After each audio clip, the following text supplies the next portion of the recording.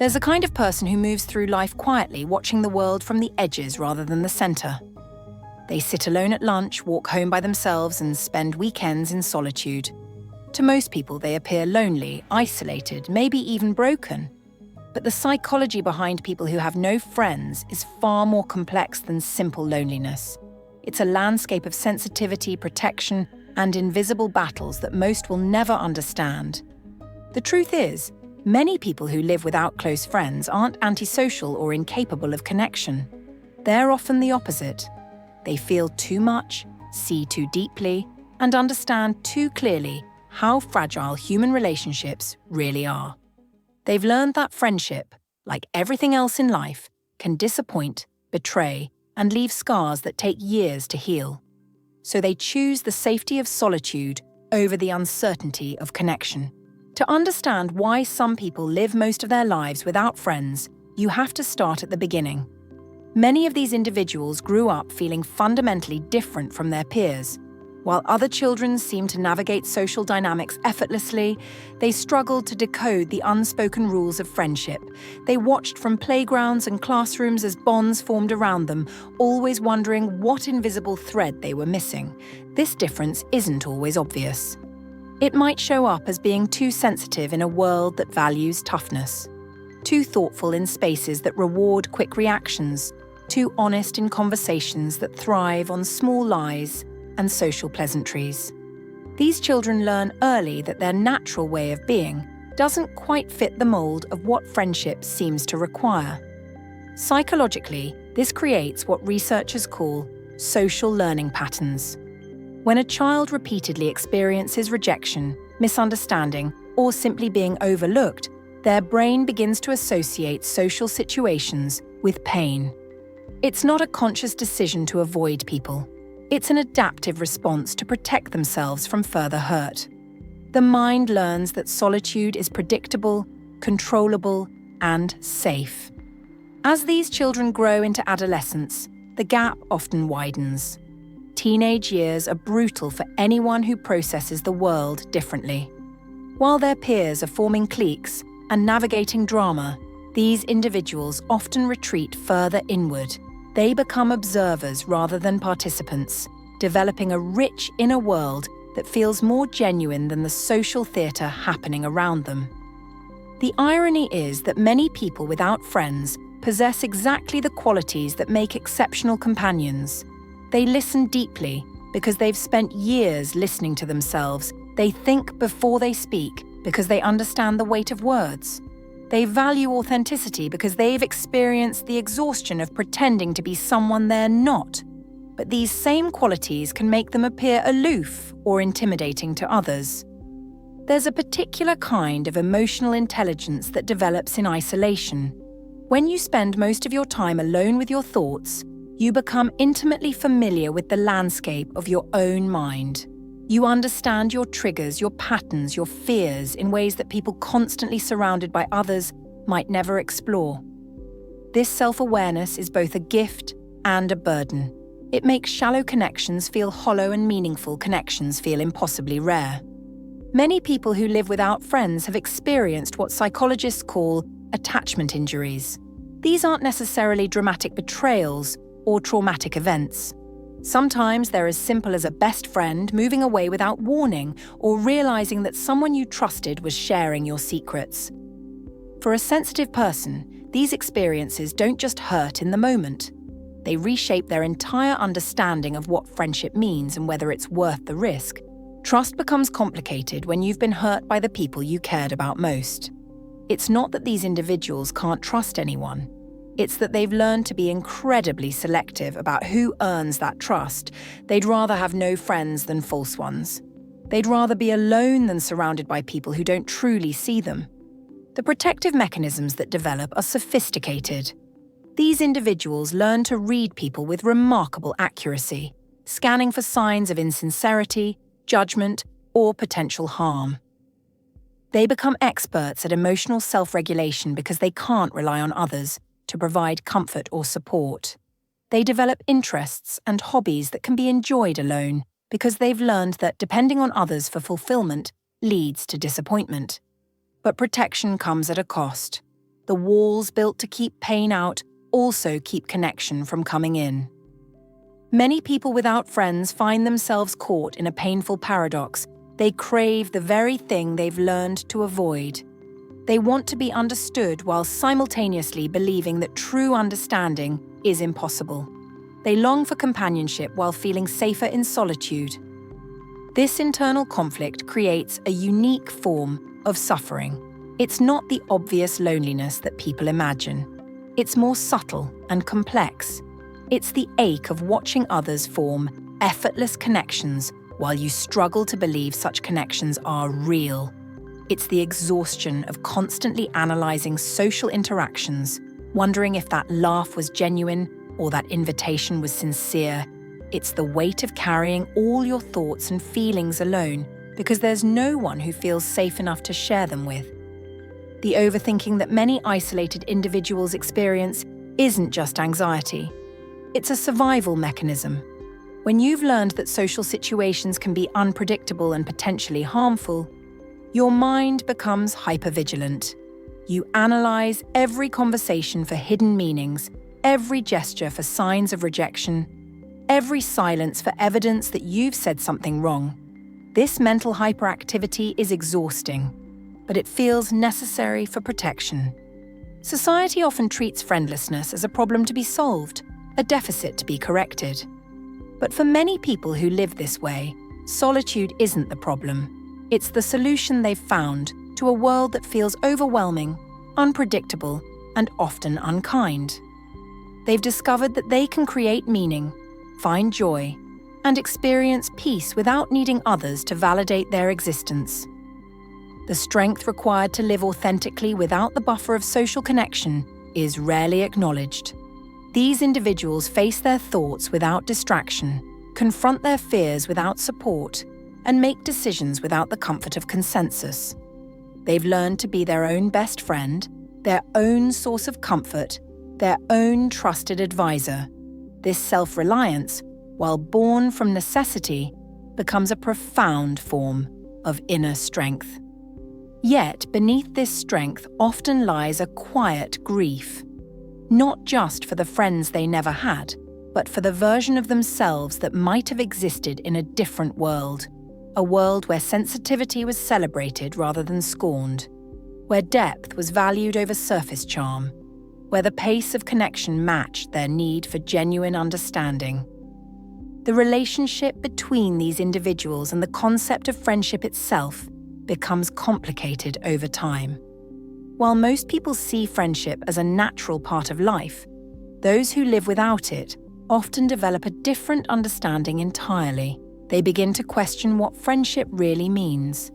Is it the people who laugh at your jokes but disappear when you're struggling? The ones who call when they need something but forget you exist otherwise? They've watched enough surface-level connections to know that proximity doesn't equal intimacy, and shared activities don't guarantee genuine care. This skepticism isn't cynicism, though it might appear that way to others. It's pattern recognition, born from careful observation. They've seen how easily people abandon each other when circumstances change, how quickly loyalty dissolves under pressure, how often what passes for friendship is really just convenience, habit, or mutual entertainment. So they hold themselves apart, not because they don't believe in real connection, but because they've set their standards impossibly high. The internal dialogue of someone living without friends is a constant negotiation between hope and fear. Part of them scans every new person they meet for signs of authenticity, for glimpses of the kind of soul-deep understanding they crave, but another part remains vigilant, ready to retreat at the first sign of superficiality or potential betrayal. This creates an exhausting push and pull that leaves many feeling emotionally drained after even brief social interactions. There's a particular vulnerability that comes with having no friends to buffer life's difficulties. When crisis hits, when loss arrives, when joy wants to be shared, there's no built-in support system to turn to. These moments reveal both the profound loneliness of their situation and the remarkable resilience they've developed. They've learned to be their own emotional first responder, to provide themselves with the comfort and perspective that others might seek from friends. But this self-sufficiency can become its own trap. The better you become at handling everything alone, the harder it becomes to imagine letting someone else help. The stronger your walls become, the more foreign the idea of lowering them feels. Many people without friends reach a point where they genuinely don't know how to be vulnerable with another person, even when they desperately want to try. The digital age has added new layers of complexity to this experience. Social media presents a constant stream of other people's friendships, their gatherings, their inside jokes and shared memories. For someone who lives without these connections, scrolling through feeds can feel like watching life through a window, always on the outside looking in. Yet many of these individuals recognize how curated and artificial much of what they're seeing really is, which only reinforces their belief that genuine connection is rare. Some find solace in online communities where they can connect with others who share their interests or experiences without the pressure of face-to-face interaction. These digital relationships can feel safer, more controlled, easier to manage. But they also highlight the specific challenges of in-person connection that continue to feel overwhelming or impossible. The people in their lives, family members, co-workers, acquaintances, often don't understand their situation. They offer well-meaning advice about joining clubs, being more outgoing, or simply trying harder to make friends, but this advice misses the point entirely. It's not about effort or opportunity, it's about the fundamental disconnect between how they experience relationships and how the world expects them to function socially. Many have tried, sometimes repeatedly, to force themselves into social situations or friendships that felt wrong. They've joined groups, accepted invitations, attempted to be someone more palatable or accessible, but these experiments often end in disappointment, confirming their suspicion that authentic connection requires something they either don't possess or can't access. The failure of these attempts doesn't just hurt in the moment, it reinforces the safety of solitude. What others see as isolation, they often experience as peace. The absence of social drama, of conflicting loyalties, of having to manage other people's emotions or expectations. There's a certain clarity that comes with not having to navigate the complex web of social relationships. Decisions become simpler when you only have to consider your own needs and values. Time becomes entirely your own when there are no social obligations to fulfill. Yet within this peace, there are moments of profound sadness that arrive without warning. Seeing two people laugh together in a way that suggests years of shared understanding, witnessing the easy affection between old friends, overhearing conversations that reveal the depth of connection possible between humans. These glimpses of what they're missing can trigger waves of grief that feel almost physical in their intensity. The grief isn't just for friendship itself, but for all the experiences that friendship enables, the adventures that feel too daunting to attempt alone, the celebrations that feel hollow without someone who truly understands their significance, the struggles that might feel lighter if shared with someone who genuinely cares about the outcome. They carry these unlived experiences like phantom limbs, feeling the shape of what's missing even when they've learned to function without it. Many develop rich fantasy lives where they imagine having the kind of friend who would understand them completely. Someone who would appreciate their quirks rather than tolerate them, who would seek out their company rather than endure it, who would value their thoughts and perspectives rather than dismiss them as too intense or complicated. These imaginary relationships can provide comfort, but they also emphasize the gap between what they long for and what they've found possible in reality. The creative and intellectual lives of people without friends often flourish in ways that might not have been possible otherwise. Without the distraction of social obligations, they dive deep into their interests, developing expertise and insights that amaze those who encounter their work. They become students of human nature, observers of the social world they feel excluded from, often developing profound wisdom about relationships, precisely because they've been forced to understand them from the outside. But this wisdom comes with its own burden. Seeing clearly how relationships function, understanding the unspoken rules and hidden dynamics makes it even harder to participate authentically. It's like watching a play when you can see all the machinery backstage. The magic becomes mechanics, and the mechanics feel impossible to engage with naturally. The art of being alone becomes second nature when you've practiced it long enough. There's a rhythm to solitary life that others rarely see. The morning coffee savoured in silence, the evening walks taken at your own pace, the books read cover to cover without interruption. From the outside, this might look like emptiness, but from within, it often feels like freedom from the constant negotiation that relationships require. Yet this freedom carries its own weight. The person who has learned to live without friends often becomes an expert in emotional archaeology, digging through layers of past experiences to understand why connection feels so difficult. They remember the birthday party where nobody came, not because they weren't invited, but because they somehow misunderstood the social contract of reciprocal affection. They recall the friend who promised to keep secrets but shared them anyway, not from malice, but from the casual thoughtlessness that seems to govern so many interactions. These memories don't fade the way others might hope.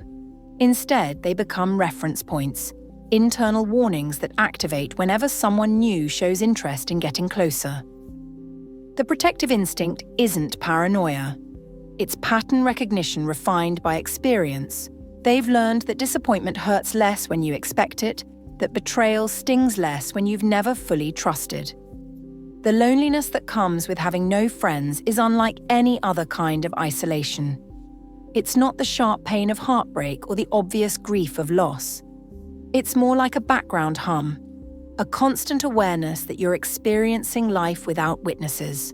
The promotion that excites you has no one to celebrate with, the movie that moves you has no one to discuss it with. The random thoughts that amuse you echo only in your own mind. Understanding someone who lives without friends isn't about fixing them or feeling sorry for them. It's about recognizing that some people have simply learned different ways of being human. Their solitude isn't always sadness, and their silence isn't always suffering. Sometimes it's wisdom dressed as loneliness, depth disguised as distance, and perhaps that's enough.